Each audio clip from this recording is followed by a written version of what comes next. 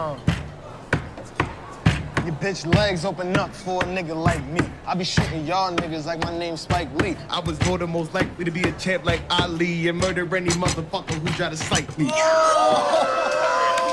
Can't teach that shit, nigga. Come on. That's God gifted. That's touched by an angel. That's off the dome, nigga. I'm not gonna lie, Famous. That's not the worst rhyme you've ever spit. Thanks. What's good, everybody? It's your boy Von back again with another power related video. And if you guys haven't already seen my Breeze video breakdown or my Defcon Stark video breakdown, make sure you go check those things out. Hit that like button, subscribe, comment, share, all those good things. And if you want me to do more related power videos, make sure if you want me to do the original Power Show, Ghost, or Force, or continuing doing Raising Kanan, just let me know. And I'll continue to do those and help make the channel grow with, you know, just promoting the good content stuff that's out there.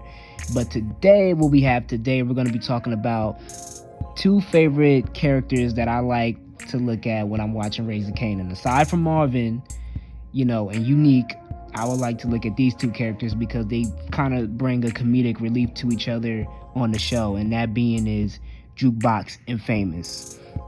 Now, we first see Jukebox and Famous, obviously, in season 1. We first see Famous, obviously, rapping at the cafeteria with D-Wiz doing the beatboxing, and, you know, everybody just listening to what he has to say. And you hear Jukebox, obviously, criticizing Famous for his rap, saying, you know, that's not the wackest rap you've ever written before.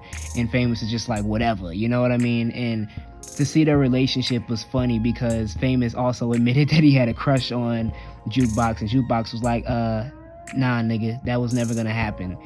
And it's interesting to see their dynamic and their duo together, because obviously you like Jukebox and Kanan, but Jukebox and Famous is also a funny duo together in terms of the music side of things. Now, and today I really want to ask is, are their music careers over? Judging by the title and the thumbnail. I personally, I'm gonna start off with Famous. Now, Famous, as we seen in season 1, he was making noise with Streets Need a Body.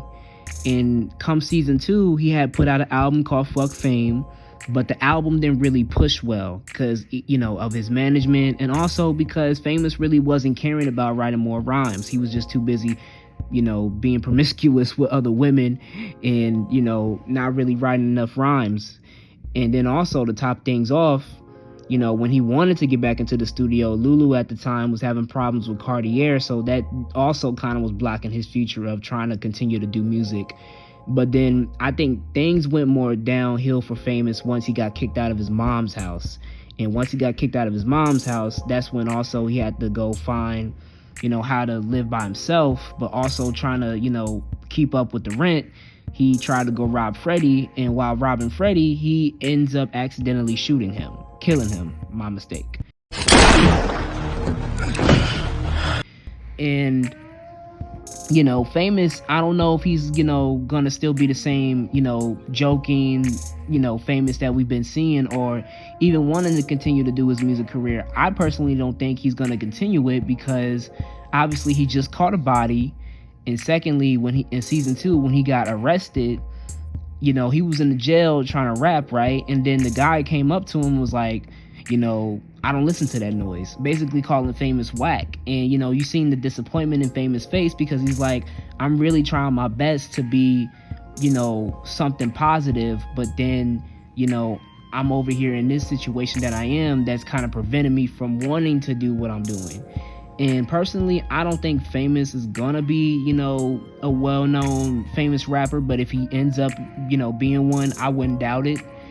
And secondly, who I'm gonna talk about next is everybody's favorite on there is Jukebox. Now, we already know Jukebox has been through a lot, from obviously, you know, the situation with her and Marvin, you know, Nicole's parents, and then obviously with her own mom. You know, Jukebox has been through, I want to say, the most out of any character in Raising Kanan so far, of somebody of her age. Like, she's been through a lot, just in a matter of short time. And things are gonna get, you know, crazier for her. I don't think Jukebox is gonna be more motivated to do music anymore, because there's a lot of reasons of why she couldn't, you know, want to do music. Is because, for one, you know, Nicole died, and Nicole was a big supporting system of, you know, Jukebox wanting to continue to do music in season 1. Remember, you know, Jukebox didn't want to, you know, sing out loud in front of, you know, a group of audience of people until Nicole kind of convinced her to do so. And that's when Famous was like, who the fuck is Laverne? But, you know, I think, you know, and also you can't forget, you know, when Zisa came along, and then, you know, Lulu gave the song that she wrote to, you know, in tribute of Nicole, she gave it to Zisa. Now, personally, I do like both versions of the song, of Zisa's and Jukebox, but Jukebox, we can all admit that her version is way better because you feel the pain, you feel the passion, you feel the emotion in her voice. You hear that she's sad about Nicole's passing. And, you know, for her own uncle, her own blood, to really take that from her is like, that's kind of fucked up, you know. And Jukebox, to top it off, you know, I think personally it's going to be more, you know, she's not going to want to continue music again because, you know, obviously she's going to find out, you know, what's happening, especially after the season finale, you know, Raising Kanan.